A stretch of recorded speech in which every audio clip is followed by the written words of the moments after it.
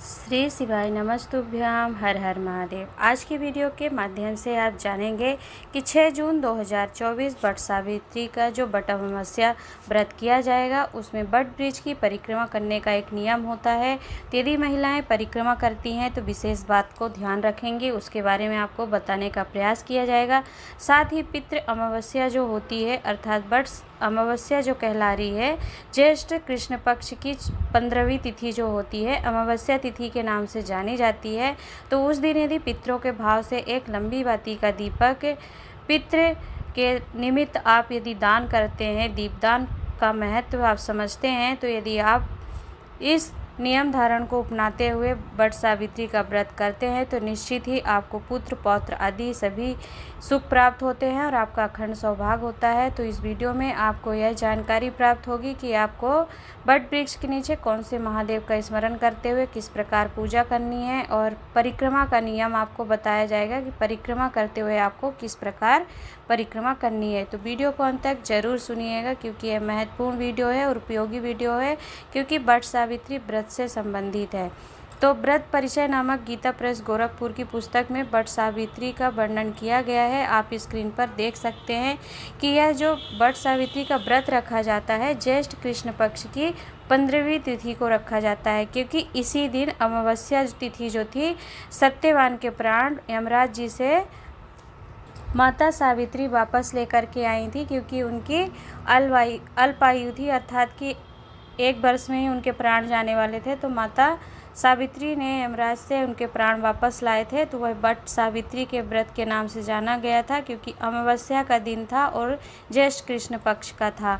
तो यहाँ पर आप क्या करेंगे, सबसे पहले आप बात को ध्यानपूर्वक सुनिएगा कि आप वट सावित्री का व्रत जिस दिन करेंगे उसका वैसे नियम होता है कि 3 दिन का व्रत करना चाहिए। आपको त्रयोदशी से ही निराहार करके संकल्प करके फिर व्रत रखना चाहिए, लेकिन यदि सामर्थ्य ना हो तो त्रयोदशी को ही आप क्या करेंगे कि संकल्प लेंगे और दूसरे दिन से आप स्वच्छ मन रखेंगे, अर्थात चतुर्दशी जब आएगी उस दिन आपको अब मांस मदिरा आदि का स्पर्श आप नहीं करेंगे। लहसुन प्याज आपके लिए निषिद्ध रहेगा, अर्थात आपको उसका सेवन नहीं करना है। आप बिल्कुल सात्विक मन से ही चतुर्दशी को आप संकल्प ले सकते हैं कि कल मुझे व्रत रखना, और अमावस्या के दिन फिर शुक्ल प्रतिपदा तक आपको यह व्रत रखना है। और व्रत रख के इसका नियम है कि व्रत का नियम है कि इस दिन संकल्प लेना चाहिए। सुबह उठ कर के स्नान आदि आप करिए अमावस्या तिथि के दिन, और संकल्प लेके किसी भी वट वृक्ष के नीचे जाइए जो आपके यहाँ रीति रिवाज से विधि विधान से पूजन करते आए हैं, बड़ी माताएं आपके घर में करती हैं, उसी नियम से आप उस पूजा को करेंगे। ऐसा नहीं है कि दिखावे से या किसी के कहने में आकर के आप अपने व्रत की नियम पद्धति को बदल दें, परंतु बस कुछ नियम होते हैं जो आपको जान लेना चाहिए, उसमें जोड़ लेना चाहिए। तो इसमें व्रत में नियम होता है कि बांस की टोकरी रखी जाती है और उसमें सप्त धान भर करके फिर उसको 2 वस्त्र से, जैसा कि यहाँ पे पुस्तक में बताया भी गया है व्रत का, तो आप देख सकते हैं कि इस पे लिखा हुआ है कि सप्त धान पहले संकल्प लेंगे, फिर एक बांस की टोकरी में सप्त धान भर करके संकल्प ले करके वहाँ पर उसी में छोड़ा जाता है, और उनको सप्त धान को 2 वस्त्र से ढक करके फिर सत्यवान और सावित्री की प्रतिमा रख करके वट वृक्ष के नीचे पूजन किया जाता है। अब आप जो पूजन करेंगे अखंड सौभाग्य की प्राप्ति के लिए करेंगे, क्योंकि पितृ अमावस्या भी यह कहलाती है। अमावस्या हमारे पितरों के लिए होती है, और वट वृक्ष के नीचे हमारे बटकेश्वर महादेव विराजमान होते हैं, तो उनका पूजन पितरों के भाव से किया जाता है। तो निश्चित ही आपके घर में जो बच्चे हैं, पति है, सबका नौकरी व्यवसाय व्यापार ठीक होता है, पदोन्नति होती है, और साथ ही पितरों का आशीर्वाद भी प्राप्त होता है। तो आप नियम विधान से आप पूजा करेंगे और वट सावित्री का जो व्रत है उसकी कथा करेंगे, सत्यवान और सावित्री माता की कथा का स्मरण करेंगे। तो उनका यहाँ पे कथा बताई गई है, तो आप पुस्तक में देख करके पढ़ लीजिएगा जिसका भी स्मरण आप करते हैं। परंतु आपको कुछ नियम आपको ध्यान रखना है जो कि इस प्रकार हैं। आप क्या करेंगे कि वट वृक्ष के नीचे बटकेश्वर महादेव का नाम स्मरण करके वट वृक्ष का आप यदि पंचामृत स्नान करा पाएँ, यदि शिवलिंग विराजमान है तो उसका भी पूजन कर सकते हैं, या फिर बट वृक्ष पर ही आप दूध, दही, घी, शक्कर, शहद आदि समर्पित करके पूजन करिए, प्रार्थना करिए, अपने अखंड सौभाग्य की प्राप्ति की कामना करिए, पुत्र पौत्र आदि की प्राप्ति की कामना करते हुए यदि आप इस व्रत को करते हैं, बटकेश्वर महादेव का नाम लेकर आप प्रार्थना करेंगे, सत्यवान और सावित्री की भावना से आप की जैसी भी प्रार्थना हो अपने मन से अपने अनुसार आप प्रार्थना निवेदन कर सकते हैं। साथ ही यदि आपसे बन सके तो रात्रि के समय अर्थात कि जो प्रदोष काल का समय होगा अमावस्या तिथि का, तो आपने सुबह व्रत किया, पूजन किया, बट वृक्ष की परिक्रमा कर ली। अब परिक्रमा करने का भी एक नियम होता है कि जब बट वृक्ष के नीचे परिक्रमा करते हैं हम, तो हमारे वृक्ष के नीचे जो भी पत्थर पड़ा होता है, मिट्टी पड़ा होता है, उसको ठोकर नहीं मारना चाहिए।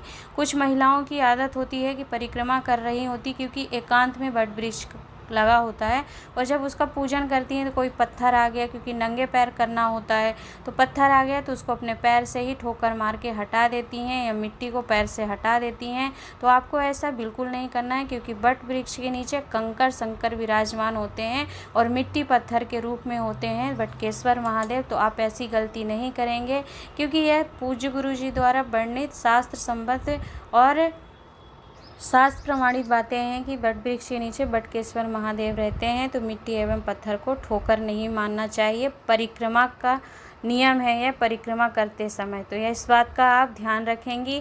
और परिक्रमा आपके यहाँ कुछ लोग 7 लगाते हैं, 11 लगाते हैं, तो जो नियम है आप उस नियम से ही करिएगा, परंतु नियम और प्रयास ये किया करिए कि आप 7 परिक्रमा तो लगाया ही करिए। 11 आपकी शक्ति पे और आपके भाव पे निर्भर करता है कि आप 11 लगा रहे हैं तो उत्तम है, श्रेष्ठ है। तो यह परिक्रमा का नियम है कि आप परिक्रमा सुबह करेंगे पूजन के समय, और 7 बार सूत लपेट करके परिक्रमा करी जाती, तो लपेटते हुए आप लपेटेंगे, पूजन करेंगे, परंतु मिट्टी एवं पत्थर को ठोकर नहीं मारिएगा। यदि कोई पत्थर ठोकर आ भी जाता है तो उसे प्रणाम करके और बटकेश्वर महादेव का स्मरण करके उसे वृक्ष के नीचे ही रख दीजिएगा, साइड कर दीजिए, परंतु उसको पैर से नहीं मारिएगा। तो यह आप ध्यान रखेंगी। साथ में ही शाम के समय अमावस्या तिथि है, पितरों का दिन होता है, पितरों का आशीर्वाद प्राप्त होता है, तो आप प्रयास करिएगा कि एक लंबी बाती का दीपक प्रदोष काल में जला करके आइएगा, क्योंकि आपका बट सावित्री का व्रत है। सुबह आपने पूजन किया तो शाम को दीपदान अवश्य करिएगा। यदि आप एक लंबी बाती का दीपक बटकेश्वर महादेव के निमित्त से आप दान करते हैं बट वृक्ष के दिन अमावस्या तिथि पर, तो वह पितरों को प्राप्त होता है, और जो इनकी मुक्ति नहीं होती वह मुक्त हो जाते हैं, और फिर आपकी 71 पीढ़ी नहीं अपितु जो भी पूर्व जन्म के भटक रहे होते हैं जीव, उनको मुक्ति मोक्ष मिल जाता है, और वो सभी आपको अखंड सौभाग्य का वर देते हैं, पुत्र पौत्र आदि संतान सुख की प्राप्ति का वर देते हैं। तो यदि आप स्वयं एक स्त्री होकर इस नियम को करते हुए पूजन विधान करती हैं, तो केवल इसका फल आपको ही नहीं मिलता, आपके बच्चे, पति और आपकी जो बहू बेटियां हैं सबको आशीर्वाद प्राप्त होता है। तो नियम को धारण करते हुए आप बट वृक्ष की पूजा करिए, बट सावित्री सत्यवान के समान भगवान बटकेश्वर महादेव से प्रार्थना करिए कि जैसा उनका अखंड सौभाग्य हुआ वैसी आपको भी अखंड सौभाग्य की प्राप्ति हो। 16 श्रृंगार की सामग्री आप स्वयं भी धारण करिएगा, और माता सावित्री को समर्पित करते हुए माता पार्वती का स्मरण करते हुए आप अपनी चूड़ी, अपनी बिंदी और अपने सिंदूर की अमरता की प्रार्थना करते हुए बट सावित्री का व्रत करेंगी। तो यह था आपको कुछ नियम जो बट वृक्ष के नीचे करना है। बट वृक्ष का पूजन पंचामृत स्नान आदि करा सकते हैं। साथ ही चंदन का बहुत महत्व वर्णन किया गया है। पूज्य गुरु जी ने 7 स्थान पर चंदन लगाने का वर्णन किया था। तो बन सके यदि शिवलिंग विराजमान हो बट वृक्ष के नीचे तो 7 स्थान पर चंदन आप लगाइएगा। वो कौन से हैं? अमावस्या तिथि पर पितरों, अघूतों, वासुकों की मुक्ति के लिए 7 स्थान पर जो चंदन की बिंदी लगाई जाती है उसका वीडियो डला हुआ है चैनल पर, तो आप जान सकते हैं, समझ सकते हैं। साथ ही आप क्या करेंगे कि जो लोग बट वृक्ष की परिक्रमा नहीं लगा पाते हैं, तो यदि उनके आसपास वृक्ष नहीं है तब क्या करेंगे तो तुलसी की भी परिक्रमा करी जाती है। अब यह 2 दिन व्रत रखा जाता है। कुछ लोग यह जो ज्येष्ठ कृष्ण पक्ष की अमावस्या तिथि आती है इसे सावित्री के रूप में पूजा जाता है। दूसरा ही पूर्णिमा तिथि जो ज्येष्ठ शुक्ल पक्ष की पड़ेगी उस दिन भी बट पूर्णिमा के नाम से अखंड सौभाग्य की प्राप्ति के लिए महिलाएं व्रत करती हैं, पूजन करती हैं। तो नियम यही रहेगा, नियम को धारण करिएगा, परिक्रमा परिक्रमा का नियम समझिएगा और पूजन विधान को समझते हुए आप अपनी पूजा व्रत करिएगा। और एक लंबी बाती का दीपदान अवश्य करिएगा। अमावस्या तिथि पर 7 स्थान पर चंदन लगाइएगा। परिक्रमा करते समय बता दिया है, आपको ध्यान रखना है।